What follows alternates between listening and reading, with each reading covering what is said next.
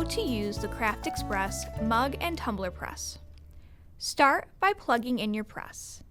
Then press the green button on the side of your press to turn it on.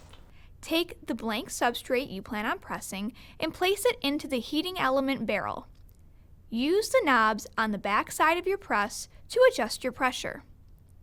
Once your pressure is set, use the front panel to set your time and temperature.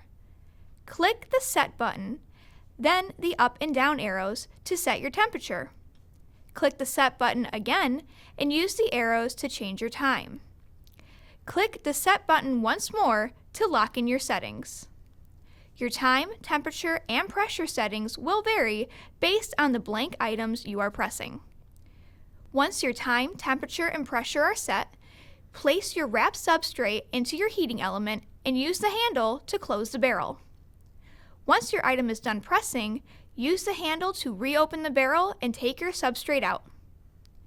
To turn off your mug and tumbler press, click the green button on the side.